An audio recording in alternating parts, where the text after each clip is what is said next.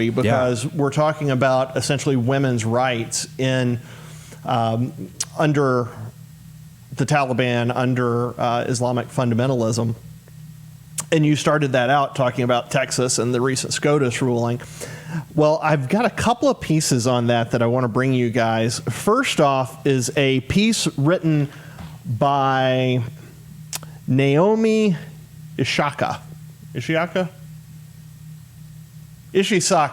There we go. Sorry, Naomi Ishisaka.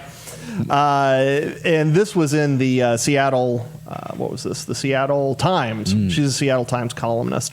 The title, Texas Anti-Abortion Law Turns Everyday Citizens into Bounty Hunters. And it starts off like this. A woman gets an abortion. She's setting up a story here.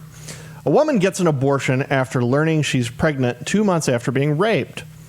She asked her friend for a ride to a clinic, to have the procedure. Her friend tells another friend about the abortion. The other friend, who has nothing to do with any of it, is anti-choice and reports the abortion to prolifewhistleblower.com. I wonder if that's real. That's probably not real. Which results in the driver friend, the clinic provider, and everyone involved being fined a minimum of $10,000 plus legal fees for, quote, aiding and abetting an abortion. There's no cap on the damages a court can impose. So she argues that this is turning everyday people into bounty hunters. The problem is there's no bounty on this. There's no reward for turning people in. You don't get $10,000 for turning in someone who's had an abortion. No, that's not what the word bounty means. That's not what the word bounty means. She goes on to say, and just to give you an even better idea of where this is coming from, one of the next lines in the piece is, as they have throughout time, women and pregnant people. Oh, those pregnant people. Women and pregnant people. Pregnant people will always find ways to terminate pregnancies. Such a lie. About 70% of Texas abortions in 2019 were provided to people of color. That should actually stick out to somebody who's interested. It's a big problem.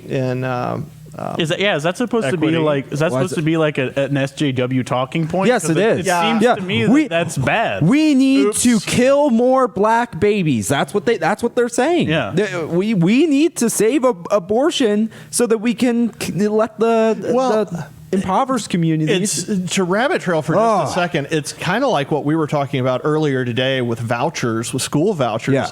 You know, Arizona and Florida both now allow families to basically pull their kids out of school if there's a mask mandate, and they will give them a voucher to go to private school. And I was saying how I hope every one of those vouchers is taken by a black or Hispanic student. Absolutely.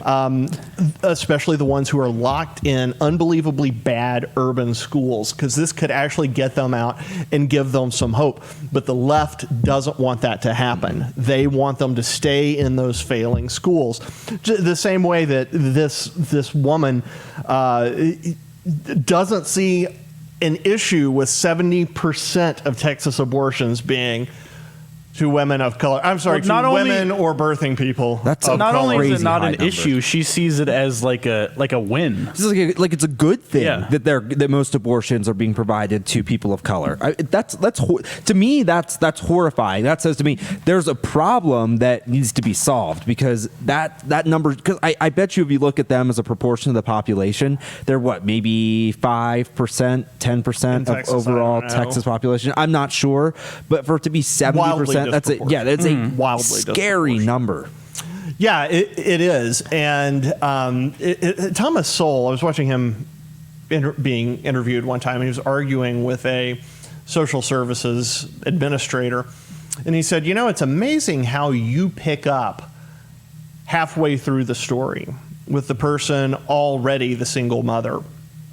And his point was, there's no reason that has to happen. There doesn't have to be a predetermined percentage of people who are single mothers or a predetermined percentage of women who decide to go get abortions. An enormous amount of this, actually all of it except the rape and incest side of it, can be solved simply through making good decisions or living in a essentially a way that comports with the Bible.